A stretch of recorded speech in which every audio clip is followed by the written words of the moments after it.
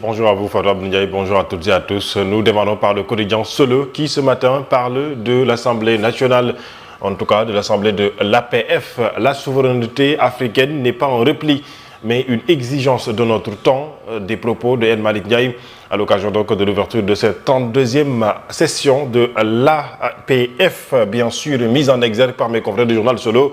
Solo également parle donc des JOJ, les Jeux Olympiques de la jeunesse Dakar 2026. Les États-Unis affichent leur soutien total au Sénégal. Parallèlement, le quotidien a parlé donc de sujets sociétaux, notamment donc la flambée silencieuse des cas de divorce qui secouent aujourd'hui les familles et inquiètent au Sénégal. Et parallèlement, le journal a parlé encore une fois donc d'une femme Niarel qui blesse son mari et sa coépouse à l'eau bouillante, entre autres sujets évoqués par mes confrères du journal Solo.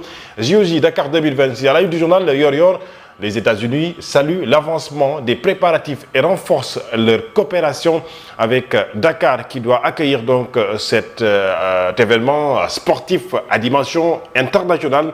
Le quotidien Yor est également donc revenu sur le secteur pétrolier et gazier. Yakar Teranga, le pari, la souveraineté énergétique, nous dit le journal ce matin, revenant sur des chiffres. Le projet gazier structurant, 25 à 32 TCF de réserve gazier donc estimés, entre autres chiffres donc qui sont donnés par mes confrères du journal Yor. Les Échos à la une, procès de l'ONAS. Le ministre Cheikh Tidiane Dièye, l'absent le plus présent, dit le journal. Les détails à retrouver à la page numéro 3 du journal. Cheikh Dian brandit des documents et accuse le ministre. Ses avocats parlent de procès par procuration et de procurateur pour la laver. En tout cas, pour laver le ministre Cheikh Tidiane Dièye, puisque c'est lui le ministre de l'hydraulique et de l'assainissement. Bisca ou Bicas réclame 1 milliard à Cheikh Dian. Delta lui réclame 5 milliards de francs CFA. Le rapport 2025 de la santé également, le quotidien Les Échos en a parlé ce matin. Des cas graves envoyés au pôle judiciaire financier. Un haut responsable administratif reçoit des virements de centaines de millions de francs CFA. Une vaste escroquerie de type chaîne de Pongy avec des centaines de millions en jeu, nous informe le journal, parlant également donc de ce rapport 2025 de la Santif. Le quotidien L'Observateur ce matin parle de l'affaire Ndiaga Seck, la blessure amoureuse qui a tout précipité. Janotte Rodriguez l'approche sur Facebook, les raisons pour lesquelles les messages de 2013 ont été conservés. Les détails, vous pourrez les retrouver dans ce journal L'Observateur qui en parle ce matin à la une du journal La Tribune. Affaire des homosexuels envoyés en prison. Ndiaga Seck livre ses 10 amants. Eh bien, selon mes confrères du journal, il a dit que Ousmane Sonko ne savait rien de ma vie privée. De graves infractions retenues contre Ndiaga Seck. Il a révélé l'identité de son premier partenaire et avoue être un gordigène actif. Il a été donc inculpé pour 5 infractions graves, nous informe à mes confrères du journal. La Tribune enquête parle ce matin du nouveau format du dialogue national. Que cherche Bassirou Diomaye Diakhar Faye? En interrogation que titre justement donc, en tout cas que se fait mes confrères du journal enquête.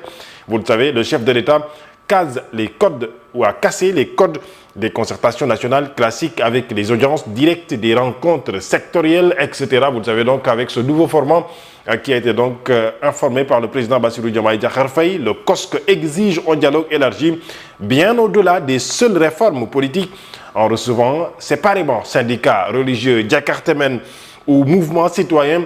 Le pouvoir cherche-t-il à écouter le pays dans son ensemble ou à construire de nouveaux relais politiques? Des questions légitimes que s'est posé donc mes confrères du journal Enquête. Libération revient également sur les enquêtes mettant la main sur son compte Facebook qui, bien entendu, contient des échanges inbox détonnants.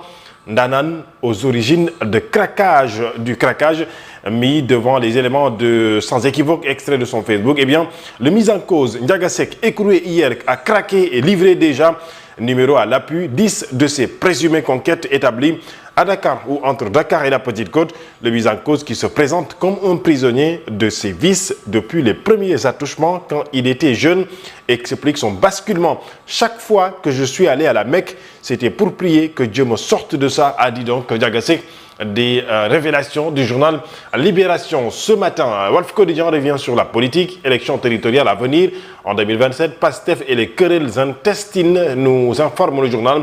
Les leaders s'entre-déchirent à Dakar, à Guédiawaye, à Pékin et à Kaolack, entre autres. Nous informe le journal Walf. Donc ce matin, le quotidien national revient également donc sur la 32e Assemblée générale, comme vous pouvez donc, Assemblée régionale de l'Afrique francophone, comme vous pouvez donc le voir ici. La diplomatie parlementaire pour prévenir les conflits, dit le journal ce matin. Le quotidien national a sa une principale à parler de l'aménagement du Sénégal, la radiographie des fractures territoriales, nous informe mes confrères. Le quotidien ce matin parle du dialogue national, le nouveau format du président Bassirou Diomaye Faye. Vous le savez, ce dialogue qui sera donc ouvert dès ce jeudi. Diomaye crée sa bulle, l'équation de la participation de l'opposition. La société civile appelle à un dialogue inclusif, nous dit le journal. Le quotidien.actu sport s'intéresse bien entendu donc du beach soccer. Vous le savez donc, le Sénégal qui désignait aujourd'hui pays hôte de la CAN 2026. Eh bien, nous allons direction le quotidien Record ce matin qui déjà donc se projette pour la Coupe du Monde 2026 en faisant un entretien avec l'ancien international sénégalais Diafra Sao, qui a accordé donc un entretien avec mes confrères du journal Record.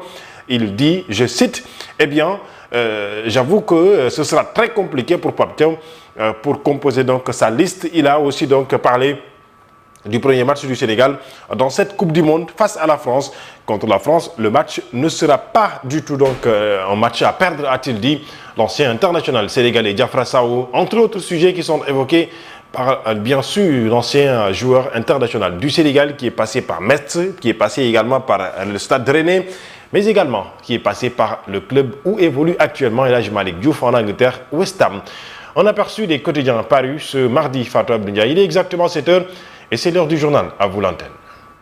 Merci beaucoup, Amine Senghor. Il est 7h03. Nos excuses pour ces 3 minutes de l'étard. C'est l'heure de la grande édition du matin.